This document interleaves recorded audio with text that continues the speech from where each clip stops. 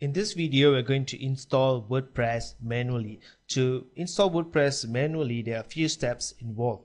The first is you need to set up your MySQL database and username. Then you need to download the WordPress installation files and extract it. Thirdly, you need to upload all the files to your web server, and then you need to change the WP config options in your WordPress file, and finally you need to set up your admin username and password. So we're going to do step 1, which is to set up your MySQL database. When you are creating a WordPress blog, all your blog posts, images, comments, etc. will be saved into a MySQL database. So to create your MySQL database, simply log into your cPanel account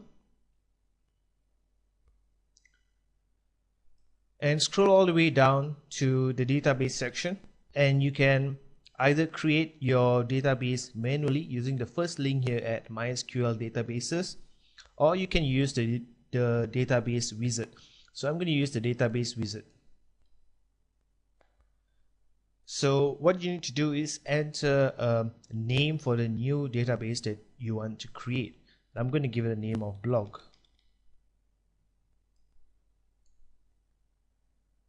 And you need to create a new user for the database.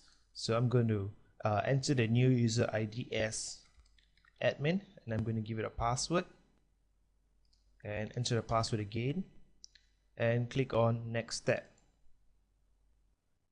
Then you need to configure the access options for this particular user and control how this user can access your new MySQL database. So click on all privileges to enable all access to any part of the database and click on next step. And my MySQL database has been created. As you can see, the database has the name of blog, since I've given it a name called blog. But what's really important is this part before here, which is your cPanel username followed by an underscore. And when you want to enter the MySQL database details when setting up your WordPress blog, you need to enter the entire thing here as the database name, which is your cPanel login ID underscore followed by your MySQL database name.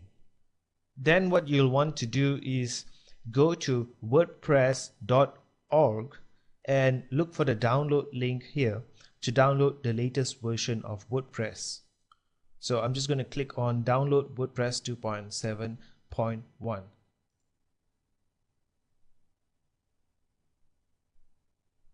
and click on download again. So I'm going to save this file into my computer.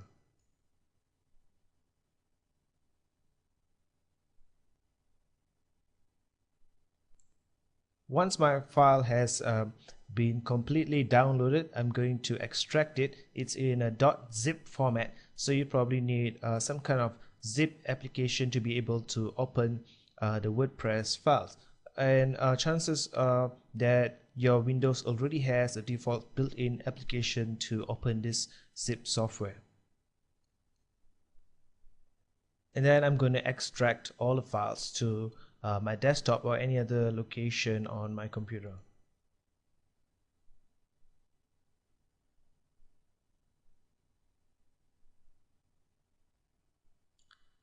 So I've located the files on my desktop, and the most important file that I'm looking for here is a file called wp-config-sample, and this is the file right here. So the first thing I want to do is I want to rename this and remove the -sample part and just save it as wp-config. Next, I'm going to open this file with Notepad. And in this file is where I edit all the main settings and the main configuration for my WordPress blog. So the first thing you'd want to do is edit the database name, the database username, and the database password. So since I've already created the MySQL database and the user, I'm just going to enter those details right here. I'm going to paste it here. And since I've created a user with the name of admin, I'm going to enter the username as admin. But remember that you also need to put the correct prefix, which is your cPanel access ID or your cPanel login ID. And underscore, right? And finally, I'm going to enter my password.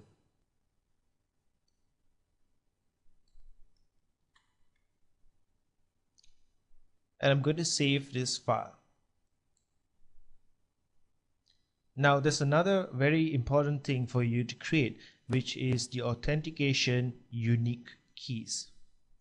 This particular secret key is unique to each WordPress blog that you create. So if you want to get the authentication key, you just need to go to this URL.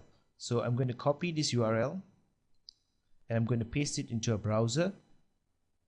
And in that browser, I can see that the necessary keys have been automatically generated for me. So I'm just going to copy this entire thing here. And then I'm going to go back to the WP config file, which I opened earlier using Notepad. And I'm going to select all these default values and I'm going to paste it with the new values that I've got from the secret key URL. And I'm going to save the file. And now that the WP config file has been properly edited, all I need to do is upload the files to my web server using the FTP program, for example, using FileZilla. So now using FileZilla, I'm going to enter the host FTP address here, my cPanel username and cPanel password, and click on Quick Connect.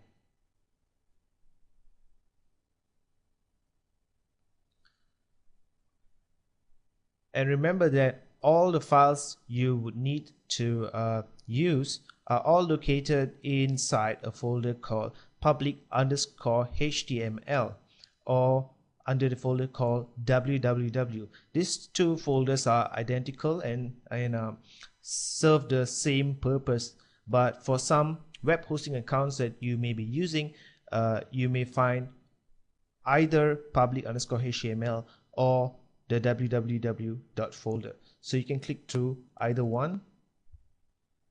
And assuming that I want to upload all my files to the root folder itself, so I just select all these files here and click on upload. And my files are currently being uploaded to the server. Once all your WordPress files have been uploaded, then what you need to do is go to your browser and simply access the URL where you install your WordPress blog. So type in your domain name on your browser and you will see a splash screen like the one you see in this video, where you need to enter the blog title and your email address. Now, if you don't see a setup screen like this, it means that you probably have not edited your wp-config file properly, and chances are that you do not enter your database name, database username, and even your secret key. So you may want to check on those things. But if you see a screen here like the one you see here, then what you need to do is enter your blog title and your email address, and make sure that this option here is checked to allow your blog to appear in search engines like Google and Technorati, and then click on Install WordPress. Now, as you can see, WordPress has given me the default username of admin and also the default password here. So I'm just going to copy this password and then I'm going to log in. So at my login screen here, I'm just going to type in admin, put in the password. And as you can see, my new WordPress blog has been created. So that's how you install a WordPress blog manually. There are a few important steps involved, and it's definitely more complicated than installing WordPress using cPanel. But in some cases, you may wish to install your WordPress blog manually. Just make sure that you have created a MySQL database and a username for the database as well. And most importantly, make sure that you have edited your wp-config file.